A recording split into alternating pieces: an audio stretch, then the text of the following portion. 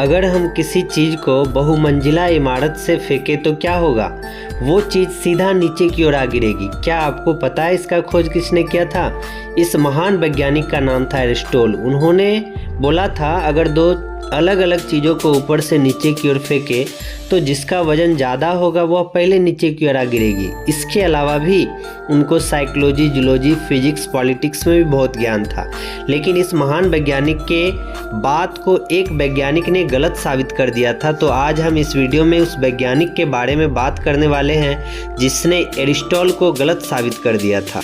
Aristotle का जन्म 384 ईस्वी में हुआ था, जिन्होंने बोला था अगर हम दो अलग अलग चीज़ों को ऊपर से नीचे की ओर फेंकेंगे तो जिसका वजन ज़्यादा होगा वह पहले नीचे की ओर आ गिरेगा। इस बात को 2000 सालों तक पूरी दुनिया सही मानती रही।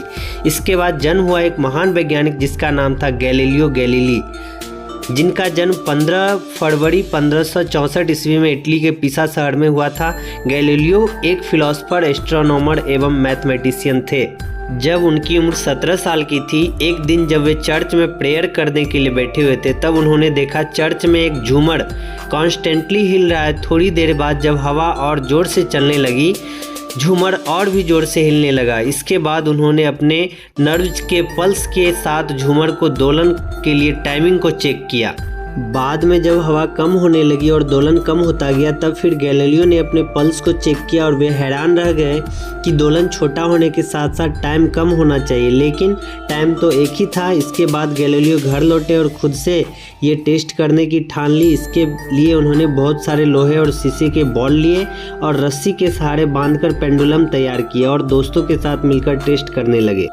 उन्होंने देखा पेंडुलम चाहे किसी भी चीज़ से बना उसका समय एक ही आ रहा था। इसके बाद उन्होंने रस्सी की लंबाई को और बढ़ा दिया। इसके बाद गैलीलियो ने देखा कि लंबाई को बढ़ने से दोलन के समय में परिवर्तन होने लगा।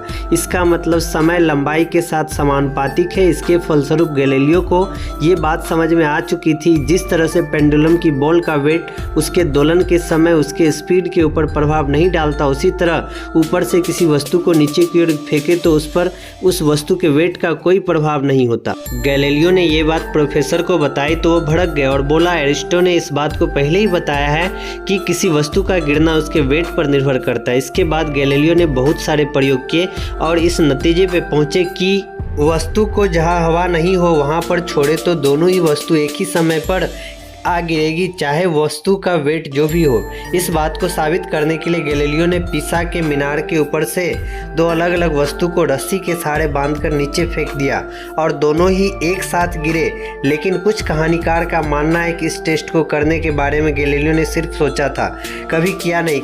लेकिन कुछ लेखक ने इसके बारे में अपने किताब में भी लिखा है। दोस्तों, आपको इसके बारे में क्या लगता है? गैलीलियो ने पेंडुलम के टाइम को मापने के लिए अपने नर्व का इस्तेमाल किया था क्योंकि उस समय घड़ी नहीं थी।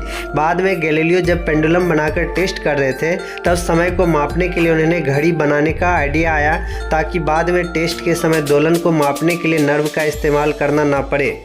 इसके लिए गैलीलियो ने घड़ी बनाने की बहुत कोशिश की लेकिन वे बना नहीं पाए।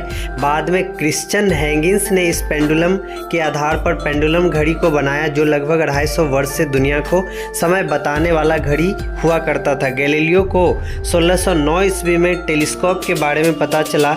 उन्होंने खुद का टेलीस्कोप बनाया। बाद में गैलीलियो ने उसमें बहुत सुधार भी किया। गैलीलियो ने टेलीस्कोप का खोज तो नहीं किया लेकिन वे पहले इंसान थे जिन्होंने प्रकाशीय यंत्र का उपयोग कर ब्रह्मांड के बारे में अध्ययन किया। गैलीलियो ने बोला था हमारे सोलर सिस्टम के मध्य में सूरज है और सभी ग्रह सूरज के चारों ओर चक्कर लगाते हैं। ये बात पहले निकोलस कोपरनिकस ने कही थी लेकिन किसी ने उनकी बात नहीं मानी। इसी बात को जब गैलीलियो ने बोला तब उस समय के एस्ट्रोनॉमर ने इस बात को गलत बताया, जिसके कारण 1615 में रोमन कैथोलिक चर्च में इसकी जांच की गई और गैलीलियो को इस थ्योरी को गलत बताया गया क्योंकि ये थ्योरी बाइबल के कुछ बातों का खंडन करते हैं। इसके चलते गैलीलियो को दोषी माना गया और उनको मजबूर किया गया कि वे बताएं कि उनकी थ्योरी गलत है।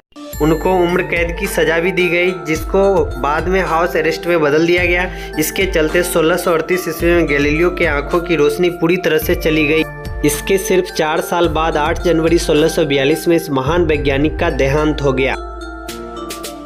गैलीलियो गैलीली के मरने के बाद उनके लिखे गए बहुत सारे बुक लगभग 250 वर्ष तक बैन रहे। वर्ष 1992 में जॉन पोल ने माना कि गैलीलियो ने जितनी भी बात बताए थे वो सभी बात सही थी। अगर आपको ये वीडियो अच्छा लगे तो कमेंट करें, लाइक और शेयर करें और चैनल को सब्सक्राइब करें।